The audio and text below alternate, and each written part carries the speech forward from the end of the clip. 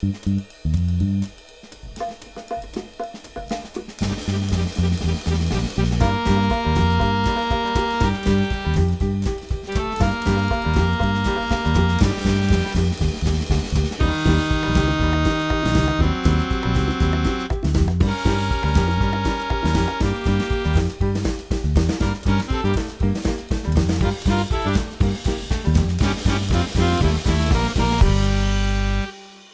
Grupo Bastet é um ponto de conexão entre vários artistas. Seria uma rede que relaciona uma série de artistas envolvendo atores, atrizes, músicos, produtores, que desenvolve aí vários espetáculos, várias intervenções, vários processos de pesquisa e de formação também no campo das artes cênicas, integradas a outras formas artísticas, inclusive multimídias, né? O Grupo Bastet também tem uma ação forte no mundo virtual. Estamos ligados a uma história que já tem aí muitos anos, né, na produção cultural em Goiânia e circulando também pelo Brasil, inclusive com atuações fora do Brasil, por exemplo, na Colômbia e em Cuba, em vários países.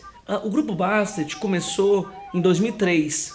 Inicialmente era um núcleo de pesquisa muito vinculado a atores que estavam se formando na UFG, e um dos cofundadores do grupo, o ator Thiago Moura, ele foi depois agregando outros artistas, convidando pessoas a participar. Hoje o Thiago Moura, além de ator, ele também é um gestor do grupo, né? Trabalha na parte da produção, na parte interna. Então o Grupo Bastet é uma grande rede, uma grande viagem que envolve, né, vários produtores culturais e artistas da cena de Goiânia e de Brasília também, destacando, por exemplo, o diretor Miquéias Paz, de Taguatinga, que é o diretor do espetáculo Vamos à La Praia, um espetáculo que eu tenho a honra de participar aí há mais de 10 anos. Né? Eu entrei no espetáculo Vamos à La Praia em 2012. 2012 foi quando o Vamos à La Praia tomou forma de espetáculo para ser apresentado em um teatro. Inicialmente, né, o Vamos à La Praia nasce com o festival Na Ponta do Nariz. O nome Grupo Bastet vem do nome Bastet, que representava uma deusa egípcia, uma deusa do amor, da reprodução, da dança, da fertilidade. Então, esses elementos, eles estão na história do Grupo Bastet.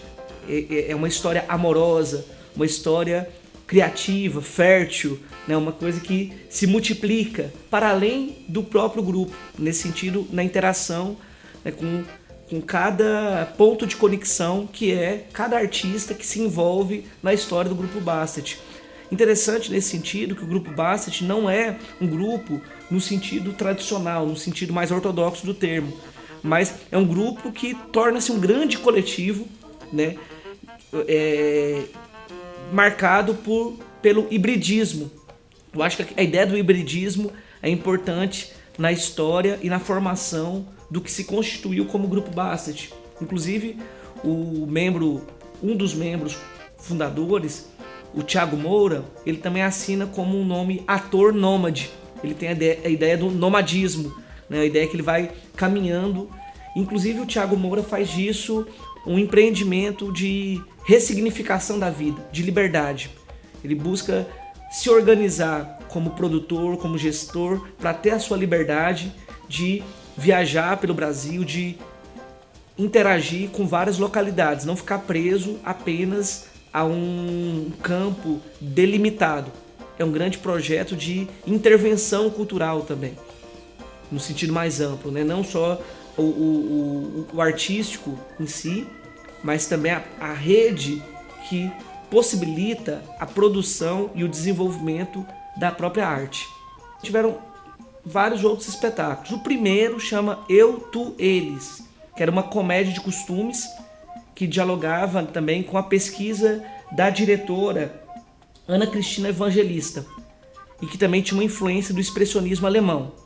Além disso, também teve o espetáculo Bola de Berlim, que tem elementos do surrealismo, né, flerta com a ideia dos sonhos e tal. Tem um espetáculo também chamado O Enforcado, que fala da questão da crise da ideia da masculinidade. É interessante também, atualmente, a fase atual, além do Vamos à La Praia, associar os projetos e encenações do Thiago Moura enquanto ator nômade, porque ele tem desenvolvido aí, né, monólogos, né, toda a pesquisa dele e a intervenção dele. A música é um elemento muito importante na criação do Grupo Bastet, particularmente na fase atual. A música no espetáculo Vamos à La Praia do Grupo Bastet traz muito de como que o Grupo Bastet desenvolve as suas relações no sentido coletivo. A gente pensa e se diverte, busca sempre se divertir, né? Então o Sérgio Pato, por exemplo, nas viagens, ele sempre fala, gente, vamos rir, vamos nos divertir, vamos gozar. Ele também fala porque a música tem que estar sempre ligada a uma dimensão prazerosa dentro do espetáculo Vamos à La Praia. E eu diria que a música ela se dá de várias maneiras, não só nas canções, mas também no ritmo das cenas, na sonoplastia, na integração entre os músicos e os atores. Isso é um elemento que o Miquéas Paz sempre procurou destacar na direção do espetáculo Vamos à La Praia. De maneira que a banda ela não está assim desligada dos atores. A gente está interagindo, conversando com eles, mesmo que seja em gromelô, mesmo que seja não conversando no sentido verbal, né? O espetáculo Vamos à La Praia busca muito a linguagem do não verbal também. Logo depois que eu entrei no Grupo Bastet, no processo de laboratório do Vamos à La Praia, o Thiago Moura me deu o livro Elogio da Bobagem, da Alice de Castro, que é um livro que faz uma história do cômico na história da humanidade. Toda a sociedade teve a figura do cômico, né? Seja na antiguidade, na Idade Média tinha o bobo da corte, algumas etnias indígenas sempre tem, né, uma figura, né, ligada à função de fazer rir, inclusive como um gesto terapêutico de recuperação também. E o palhaço está ligado a essa vasta história do cômico, do riso, como aponta Alice de Castro no livro O Elogio da Bobagem. E uma coisa interessante também é que o palhaço ele precisa sempre escutar os outros e a si próprio. O Pepe Nunes dizia assim que o palhaço é o máximo de humanidade possível. Eu lembro disso dele ter falado.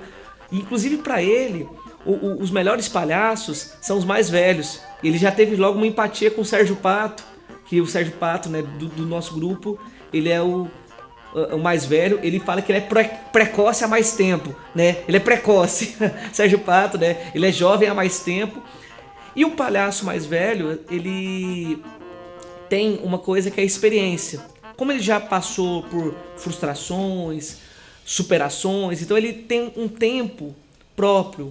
Ele não tem aquela ansiedade que às vezes os palhaços mais jovens têm. Então por isso que o Grupo Bastet busca aprender com os mestres que já têm uma experiência, né, na linguagem do palhaço, porque tem essa dimensão de terem passado por várias situações. Às vezes você faz um sketch e às vezes uma situação não dá certo, às vezes por causa de um gesto, uma expressão.